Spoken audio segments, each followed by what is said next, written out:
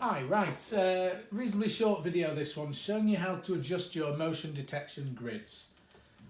So there is a more longer video on here for you, teaching you all about the thinking behind motion technology, where it's useful, where it's not, how to get the best out of it, that type of thing. I think that what video is called An Introduction to Motion Technology.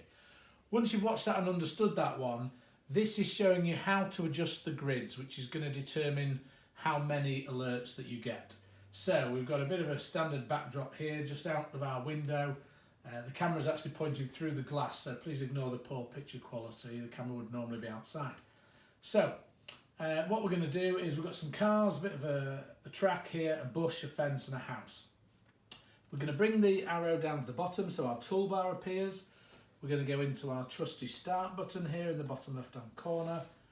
We're going to select the middle option, which is settings, and then our 7 menus come up here. Now on the camera menu, this box here, one of the words you can highlight says motion just there. So we're going to do a left click on the motion button. Right, so this has been set up badly, which is what we want. We want to understand, why am I suddenly getting too many alerts or not enough alerts? So these grids here, first of all, are covering part of the bush, which is going to blow in the wind. So every time that bush blows, we're going to get a text through to the phone, which obviously is very annoying. Also, because the whole area is covered, we might pick up an unnecessary amount of alerts due to insects and weather, that type of thing. So what we're going to do first of all is I'm going to clear those grids by pressing clear here. Incidentally, you can reverse it so that it just highlights the top instead of the bottom. You can press all so that it highlights them all. But we're going to press clear because we're going to start again and redesign our grids. So this is a path here. Now I know this path has no way in left or right. So what I'm going to do is I'm going to draw some grids here and here. That way I'm not going to get an excessive amount of alerts, and if somebody walks past from either side, it's going to trigger my phone. So what I'm going to do is I'm going to press the left button on the mouse. I'm going to drag and drop. I'm going to be keen to avoid this grass here.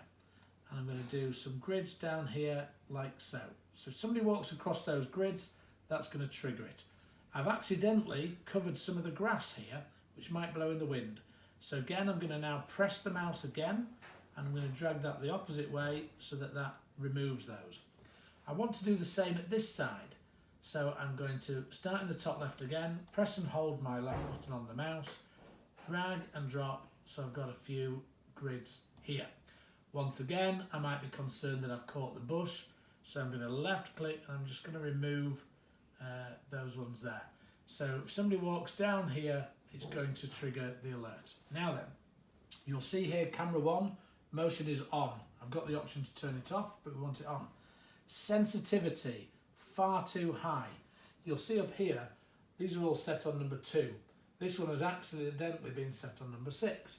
So there's little arrows here, you can press it and it'll go down, 5, 4, you see it's also happening here. You can also click on this and slide this up and down. So we would recommend 2 for a standard distance from the camera to the area you want to detect. Duration is 5 seconds. So if somebody was running around here, you'd get a text every 5 seconds, which again is tedious. So what we're going to do is we're going to change that to the longest option we've got, which is 3 minutes. Now you can do the same thing up here. The duration, you can have a choice of what you want. We recommend 3 minutes, which is the longest one. Okay, so once we've made any changes on here, what we must then do is press apply in the bottom right hand corner, and that will have saved our changes. Then you would monitor the alerts from your phone, see if it's a bit more acceptable than it was before. Hopefully you're then getting the right amount, not too many, not too few. This is a job you might need to do at different times of the year because trees and bushes grow.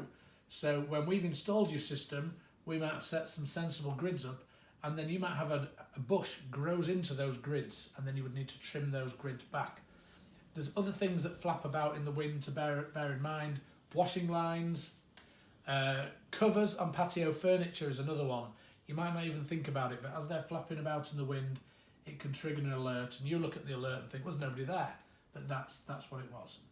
Okay guys, that's it for that video. Hope you found that useful. To come out of here, of course, just your cross in the top right hand corner, And anytime you want to get rid of any menus, if you press the right button on the mouse instead of the left, then they go away.